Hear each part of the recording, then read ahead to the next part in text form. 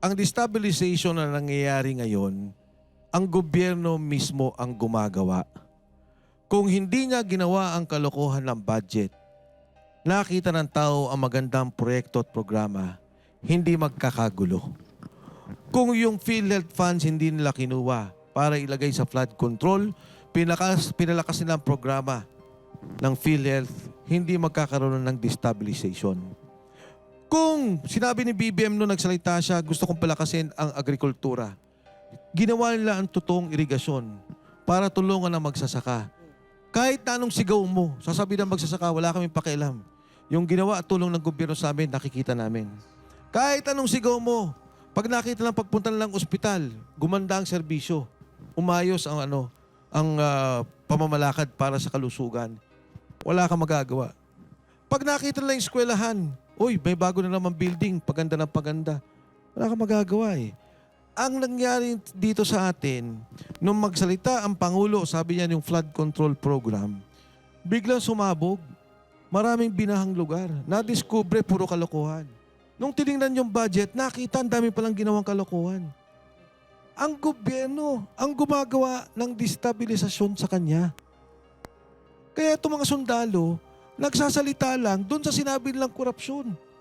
Kaya nadudugtog ng lahat ng mamamayan. Hindi naman natin kayang impluwensyahan yung mga tao na, ito nangyari ganito. Hindi eh. Bakit ang presidente ngayon maabot nata sa negative 50? Ibig mo sabihin, sa 100 milyon, nakausap natin yung mga taong yan? Hindi natin kaya kausapin yung mga taong yan.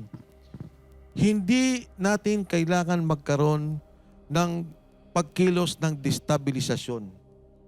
Ang Pangulo mismo, ang gobyerno niya mismo, ang gumagawa ng destabilisasyon sa kanyang sarili. Negative ang Pangulo. Tingin ko Negative. positive eh.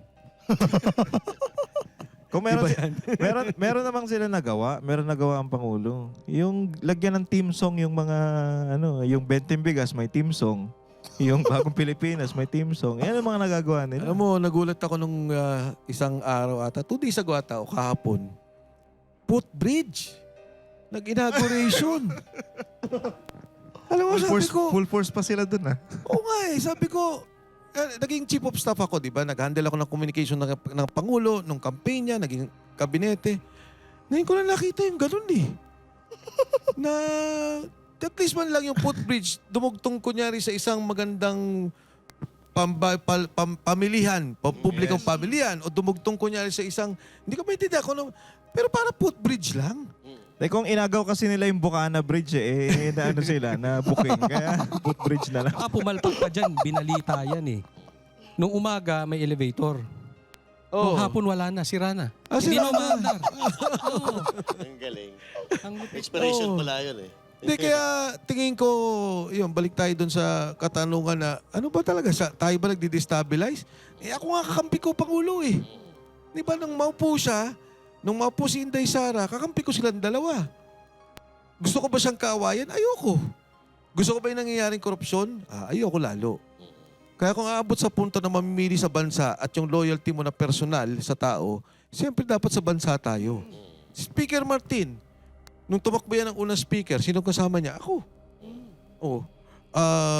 May mga ino-offer yan sa kung ano, sabi ko, tutulong ako sa'yo. Wala tayong pag-uusapan, tulong ako sa'yo. Pero nung nakita ko naman yung ginawa, nagulat naman ako. Parang na-team yung gawin to na lahat ng kabineting kausap nyo, marami kayong kaibigan, former cabinet, marami ko kayong kaibigan na former congressman, o kahit current, yung hindi nakasama sa ganitong usapan, tanongin ninyo, sasabihin sa inyo, ngayon lang nila yung nakitang ganito. Grabe. Ganyan ang sagot ng lahat eh. Pag nakita-kita kami, sabi grabe, ngayon lang to na nagkaroon ng ganitong klaseng nakawan, sistematiko, organisado. Ano sa tingin nyo ang talagang mangyayari dito sa lahat na nangyayari na to? Kung mahal ng Pangulo ang bansa natin, at katulad din ng panawagan ko naman sa kanya, mag-resign siya. Bakit? Wala na impeachment. Tapos na. Di ba? Hinarang nila. Umabot ka naman sa punto na titingnan mo na rin yung bansa eh. Titingnan mo na rin kung katulad, di ba, iniisip natin dati, ba't ba si Pangulong Marcos hindi niya dinisperse yung nasa EDSA? Bakit ba si ERAP lumabas ng Malacanang? Because it was a higher decision for them as presidents of this country. And it was the nationalistic decision, the patriotic decision for them. Imbes na magkadugo, magkaaway, magkagulo, aalis na lang ako, sige na, pumalit. Ngayon, ang nangyari sa ekonomiya natin, bagsak na bagsak. Ngayon, ang nangyari, nagkakawatak-watak. Wala nang negosyanteng gusto mag-invest. Ang mga tao nawawala ng trabaho, unemployment gumagrabe. Ang infrastructure, tanongin nyo, nawawala, huminto, nagkakagulo. So, iniiwan ko sa kanya yung desisyon. Kasi yung resignation naman, desisyon niya yun eh. Hindi naman natin pinipilit sa kanya yun eh. Kung mahal niya talaga yung bansa, tingnan niya kung anong pinakamagandang desisyon para iusin yung ating bansa. Hindi na to usapin ng protektahan mo yung sarili mo, yung poder mo, patagalin mo yung sarili mo. Tingnan mo na yung mamamayang Pilipino. Tingnan niya na yung magiging buhay at kinabukasan ng ating bansang Pilipinas. Pero ang tanong sa tingin nyo, merong posibilidad na gawin niya yun? Kasi habang binabasa ko ang mga komento ng mga taong nanonood sa atin, they're really frustrated na ano na ba? So, ano na mangyayari? Ano bang gagawin namin? Sinasabi nyo nga po na mag-resign. Ang sagot din nila malabo. Mukhang malabo yan. Sa tindi ng kakapalan ng mukha ni Marcos, hindi niya gagawin yan. Ano sa tingin ninyong mangyayari pa? Kung ano yung mangyayari pa, di ba, katulad na nabanggit ko may mga binanggit ako mga nangyari nung EDSA 1, EDSA 2. Siguro paliwanag ko yung EDSA 1. No? Yung EDSA 1, ang sabi ng Korte Suprema, yung sovereign will of the people. Ano naging role ng military? The role of the military was to stand down. After that, they gave power. Yung poder, binigyan nila kagad sa civilian authority. Never na kinonsider yung NACU. Never na kinonsider yung na military takeover. Na ang nangyari is, umatras sila.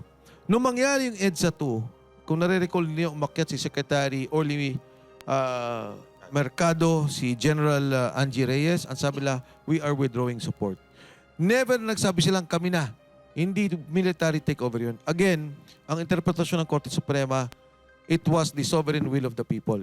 Tao, people power. Kaya nga itong, sabi nga batas natin, is a people power-based constitution. Tingin ko, baka umabot sa ganun. Huwag naman sana. Iwasan na natin yun. Pero, maaari tayong umabot talaga sa ganun. Pero in your personal assessment, how do you think ang opinion at response ng ating mga uniform personnel dito sa revelation na to? Marami akong nakakausap na mga sundalo. Kahit nakasarali kumakalabit pa sa akin sir. Salamat. Gumagano'n pa. Salamat sa paglabas ninyo. Yung, hindi naman sa ayokong to sound political. Sa Cebu naalala nyo nagharangan. Kinalabit pa nga ako. Sabi, sir, Duterte kami. Hindi namin makakalimutan yung pagdoble ng sweldo ng kapulisan. Gumanon, official to. Hindi, buti na lang dahil naka-live ata ako noon o basta may recording ako na itago ko. Dahil ayoko rin naman siya mapahamak. Ang maraming tingin ko mga aktibong sundalo ang may ganitong pananaw. No, hindi yung hindi yung Duterte o anti-Duterte pero yung nakawan. Kasi hindi naman yan porket sundalo hindi na Pilipino. Alam din nila. Apektado rin sila doon sa nangyayari. Pero meron kaya silang, pangit man tawag, pero meron kaya silang balls to stand up against this corruption? Sa tingin nyo ngayon? Ang tingin ko, katulad na nangyayari sa EDSA 1 at EDSA 2. At ito'y parang pananaw na hindi opinion, no? Yung factual na nangyari. Lumabas ang tao at nagkaroon ng withdrawal of support. In both cases, lumabas ang tao, yung military, hindi gumalaw. Sabi, disperse, hindi gumalaw. Pag doon naman sa EDSA 2, umakyat, nag-withdraw na kami ng support. Nandun ang tao. So, very, very critical talaga ang paglabas ng taong bayan. Hindi ko, sabi nung iba, hindi kasi hindi lumalabas. Ako hindi naniniwala